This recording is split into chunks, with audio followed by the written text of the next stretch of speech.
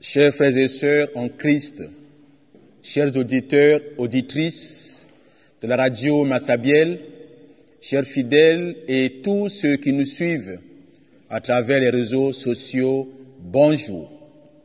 Aujourd'hui, nous sommes sur la paroisse Christ-Roi les Mangles, où notre évêque, Monseigneur Philippe, invite tous les fidèles du diocèse à vivre l'indulgence, à vivre la miséricorde de Dieu par la grâce du pardon durant l'année jubilaire. Et aujourd'hui, nous avons une bonne nouvelle à partager avec vous depuis le sanctuaire de miséricorde Christ Roi.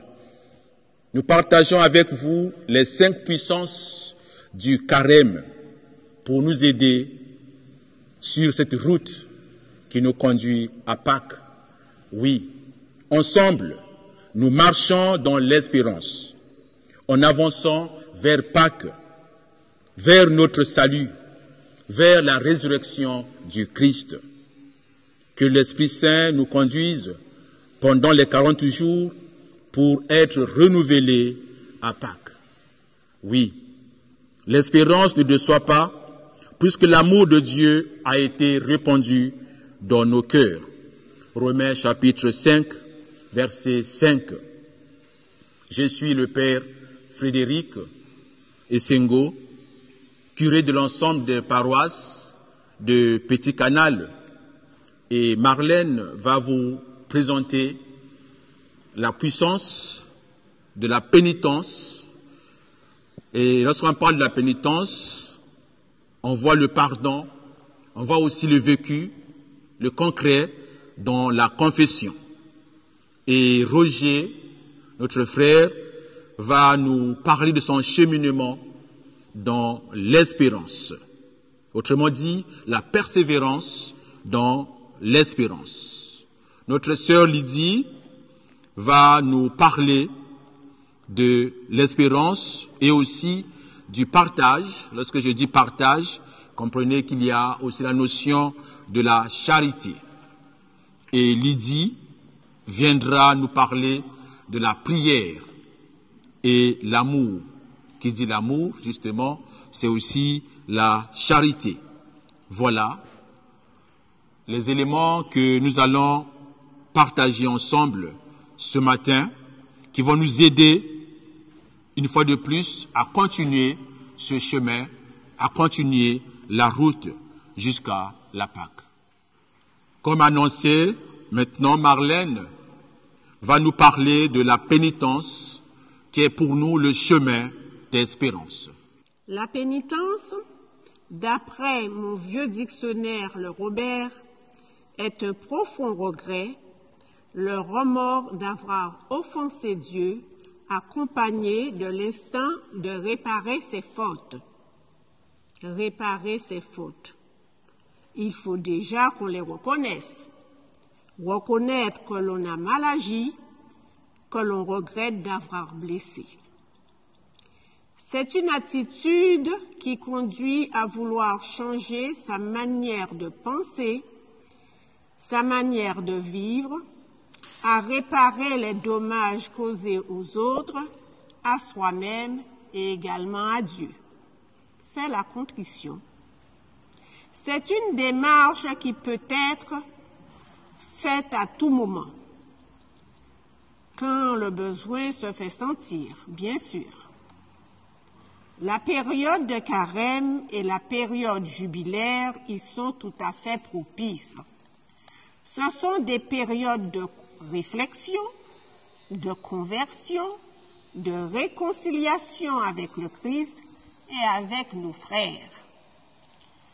Le Seigneur nous donne une nouvelle possibilité de changer nos mauvais comportements, de nous repentir, donc de vouloir réparer, de vouloir nous réconcilier, de vivre ce que Jésus, le Christ, nous demande, être miséricordieux, pardonner, donner, et pour ce faire, nous avons besoin de conversion et de pénitence.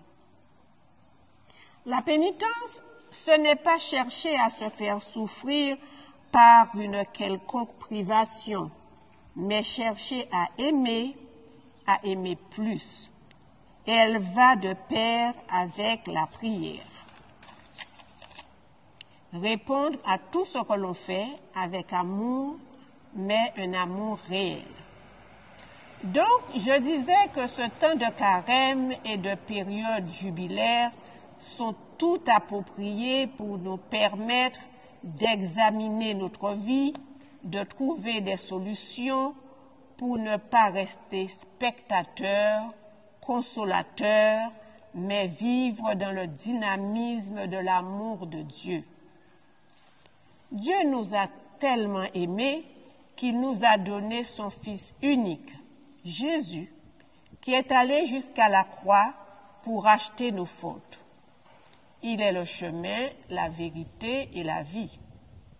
Il a prouvé son amour sans limite pour les hommes et son obéissance sans faille envers son Père. Donc, nous devrions réfléchir, car notre vie n'est pas toujours en cohérence avec ce que Dieu nous demande. En lisant la parole de Dieu et en l'écoutant, en réfléchissant à notre façon de vivre, à notre façon de faire, dans nos actes, nos attitudes, aux conséquences de nos paroles, nous pourrons et nous pouvons repérer les failles, les faiblesses envers Dieu, envers nous-mêmes et les autres, et commencer le chemin de la conversion. Cela suppose de rentrer en soi-même, de regarder sa vie avec discernement. Tout ceci, c'est vouloir changer ce qui n'est pas en adéquation avec Dieu. C'est le temps de repenser notre relation avec lui, avec nous-mêmes et avec les autres. Une fois cette étape affranchie, un grand pas est fait. Il faudra passer à l'étape de l'absolution. De cet acte, il y a deux personnes, le prêtre et le pénitent, et je laisse au curé le soin d'en parler. Mais je voudrais, pour terminer, lire deux phrases du curé de Saint-Martin, le père Ruth André Alcinéus, tirées du livret du pèlerin. Le jubilé, qui invite chaque fidèle à nous renouer avec Dieu et à se réconcilier avec ses frères, est à renouveler sa foi dans un esprit de pénitence et d'action de grâce. Le jubilé est un appel pressant à revenir à Dieu. Après Marlène, Roger nous parle maintenant de son cheminement dans l'espérance. Mon cheminement dans l'espérance part d'une conviction, à savoir que chaque baptisé a vocation à participer à la mission de l'Église selon les dons reçus du Seigneur. J'ai enseigné pendant 40 ans et en toute humilité, je pense que le talent que le Seigneur m'a confié est celui d'enseigner. Par conséquent, le baptisé et le pèlerin d'espérance que je suis se devait de faire fructifier ce talent en le mettant au service de l'Évangile. C'est donc tout naturellement que j'ai accepté à l'invitation de Madame Bourikis et avec l'accord du curé d'intégrer une équipe dans le service de la liturgie afin de participer pleinement à la vie de ma paroisse. Le père Frédéric, notre curé actuel, m'a renouvelé sa confiance et confirmé dans ce service de la liturgie de la parole, pour lequel mon engagement a été instantané. Car peu importe où le Seigneur nous envoie, celui qui croit aime, et celui qui aime se met en mouvement, il agit. Telle est ma conviction. Par conséquent, me mettre en marche consistait à assumer le mandat missionnaire de proclamer la parole de Dieu en fonction du talent reçu. L'Évangile est le plus beau message délivré à l'humanité. Contribuer à sa proclamation et à son témoignage est à la fois pour moi un besoin, une mission, une joie, une espérance. Je dis souvent que même celui qui n'a pas la foi ou qui n'a aucune perspective eschatologique devrait lire l'Évangile, car c'est le plus beau message d'amour, un message capable de rendre l'homme meilleur pour vivre dans un monde meilleur. Mais attention, proclamer la parole diffère de lire les Écritures, et cela nécessite une sérieuse préparation. Nous avons sous l'ensemble paroissial de Petit Canal 4 équipes chargées de préparer la prière universelle et le mot d'accueil pour la messe dominicale. Et c'est pour moi une grande joie d'animer une de ces équipes et de faire l'apprentissage des nouveaux lecteurs, car on ne lit pas pour soi. La proclamation induit l'altérité et requiert une écoute active de l'Assemblée, car l'enseignement des apôtres n'est pas seulement un savoir qui est transmis de génération en génération, mais un témoignage de celui qui prend la parole. Or, comment entendre si personne ne proclame, si personne ne répond à l'appel du Seigneur? Celui qui parle sous la mouvance de l'Esprit Saint n'est pas un locuteur banal, un discoureur face à une assemblée, mais un témoin. La parole qu'il proclame prend sa langue, sa voix, son accent, sa manière de faire Église et surtout de glorifier Dieu. L'Église, c'est nous. Parole à bon Dieu, c'est en nous. C'est vie en nous. Et la foi naît de la parole du Christ, peut-on lire en Romains 10, 17.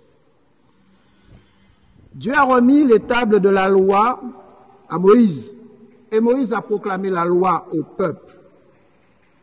Dieu nous parle et nous instruit sans discontinuer, et cela dès le commencement. En effet, il est écrit dans la Genèse, « Au commencement était le Verbe, et le Verbe s'est fait chair. » La parole divine est de toute éternité. Elle était, elle est et elle restera. Les apôtres ont proclamé ce Verbe qui a pris chair dans notre humanité pour nous amener à sa divinité.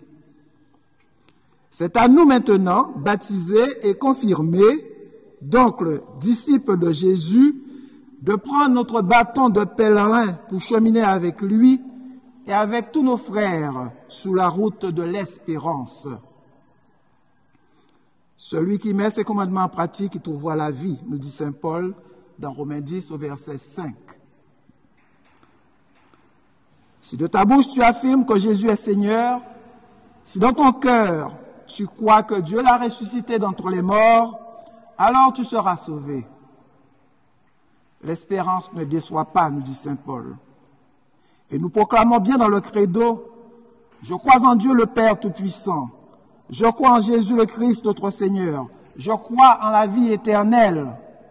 Telle est cette ultime espérance qui donne sens à notre pèlerinage sur terre.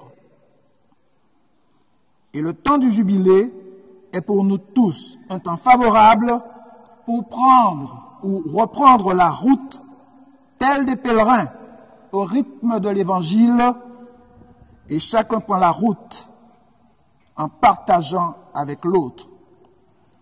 Alors, que le sanctuaire de la miséricorde du Christ roi soit pour nous tous, Église, peuple de Dieu, chemin d'espérance. L'Église, c'est nous toutes c'est l'Église c'est bien nous. Alors, que ce jubilé soit pour nous un temps d'engagement, de grâce et de miséricorde de la part du Seigneur. Après Roger, c'est Lydie qui va nous parler de la persévérance et du partage. Ce temps de carême s'inclut dans le jubilé 2025, dont le thème est Pèlerin d'espérance, nous renvoie aux 7 puissances du carême. L'espérance est une attente confiante et un désir pour quelque chose de bon dans l'avenir, et l'on est convaincu que cela va se produire.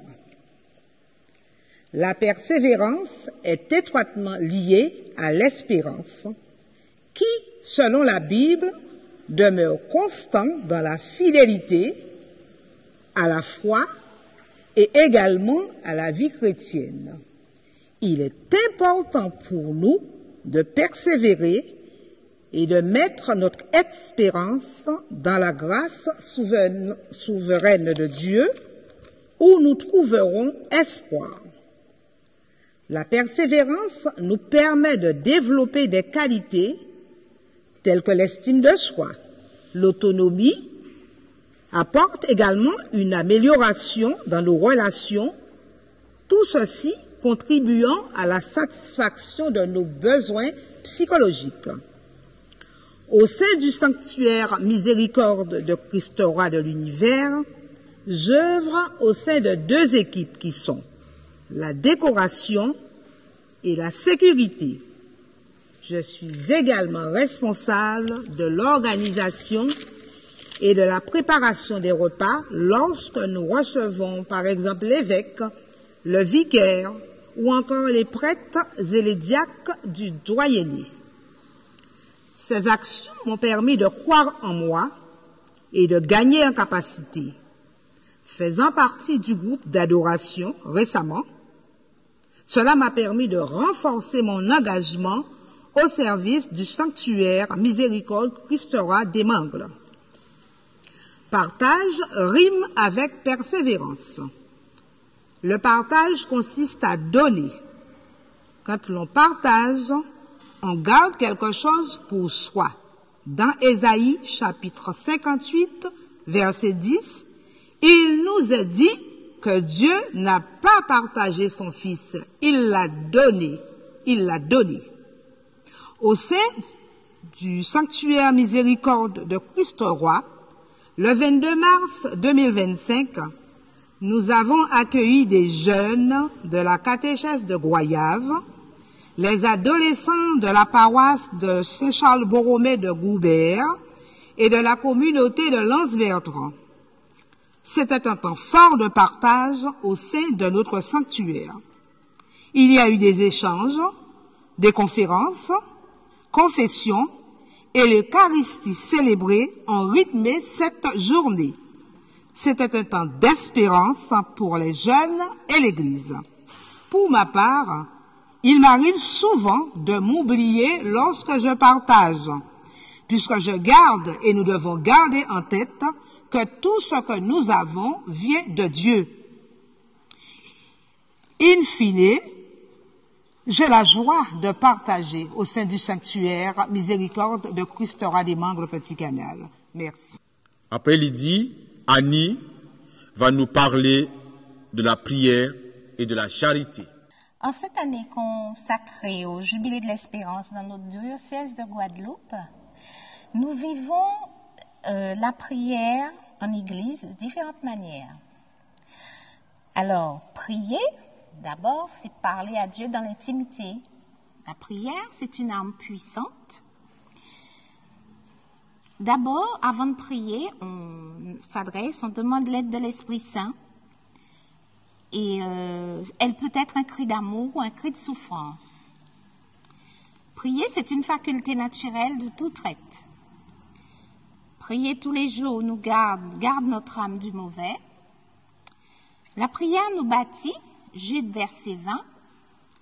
Elle nous garde, veillez et priez, le Seigneur nous y invite.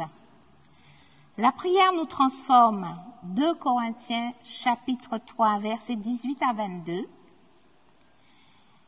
Elle est une prière d'intercession à la messe, Romains 10 verset 1. Et aussi, on prie pour le salut des âmes, ce qui implique une charité chrétienne. Alors, dans le sanctuaire du Christ roi, nous vivons la prière au quotidien, à travers la célébration de l'Eucharistie, la dévotion mariale avec les légionnaires et les équipes du réserve. Nous avons les temps d'adoration, les temps de louange. Tout ceci nous fortifie dans notre foi. Pour ma part, je vis la prière en église chaque Eucharistie, chaque dimanche, jour consacré au Seigneur, durant la semaine, et aussi avec des frères et sœurs dans le privé. Alors, si nous parlons de la charité chrétienne, c'est la plus grande des 3 vertus théologales. La foi, l'espérance, la charité. La charité, c'est l'amour donné, l'amour vécu, l'amour partagé. C'est la seule vertu qui durera toujours. Elle ne passera jamais. J'aurais beau faire tous les sacrifices, si je n'ai pas la charité, je ne suis rien. Alors, par exemple, la charité au quotidien. On peut donner sa place dans le bus à quelqu'un, une personne âgée ou une personne enceinte, peu importe. La charité supporte tout. C'est un feu, c'est un geste d'amour. La première des charités, Christ s'est donné en Eucharistie gratuitement pour nous. Dieu est amour, Dieu est charité, ne l'oublions pas. Comment nous vivons la charité dans notre sanctuaire de miséricorde au Christ roi? Avec les légionnaires, la visite des malades, la visite des personnes âgées.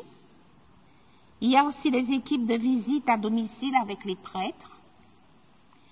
Alors, dans les coups de main, chaque année pour nettoyer la paroisse de Christ roi, chacun participe à sa manière et se joint et on finit par un repas, accompagné toujours de prières. Alors, Seigneur Jésus, en ce temps fort du jubilé de l'espérance, j'ose te confier cette prière de tout cœur pour te dire merci et que la foi nous nourrit tous ensemble. Merci de m'avoir écouté.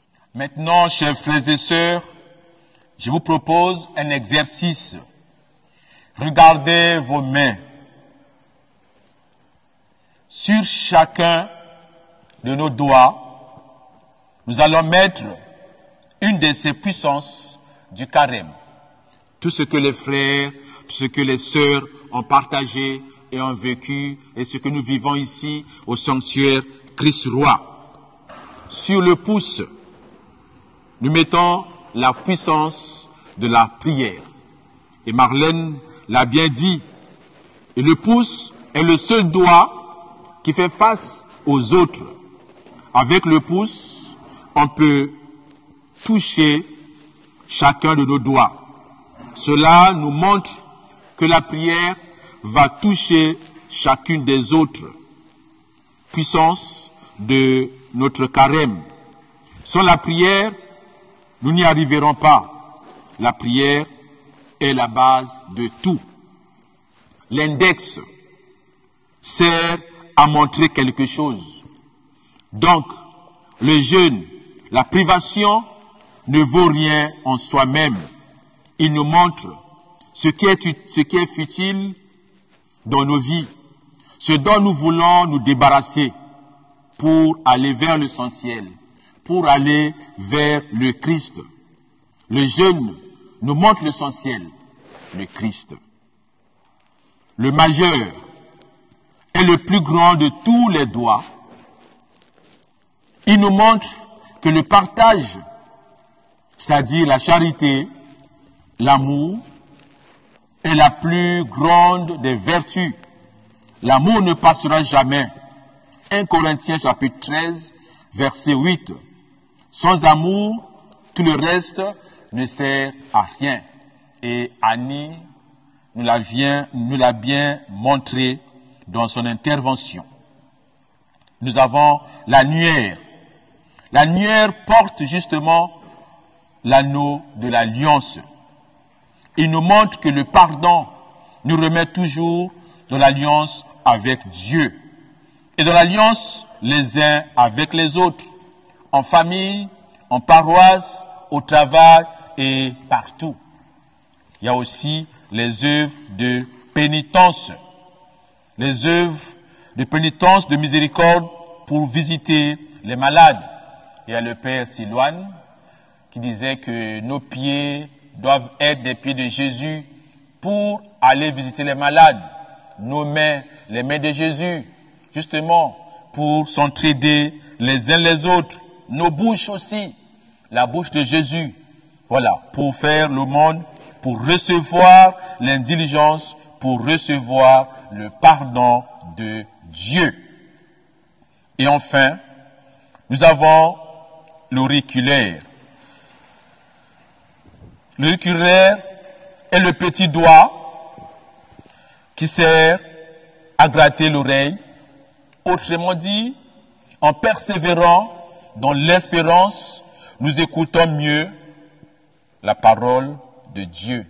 Et Lydie l'a bien montré, précisé notre démarche de la persévérance ici à Christ-sur-Roi, qui nous apprend à lutter contre toutes les tentations, à réorienter notre vie dans le Christ et surtout à écouter ce que l'Esprit nous dit, ce que l'Esprit dit à nos familles, ce que l'Esprit dit aussi à nos églises, à nos paroisses.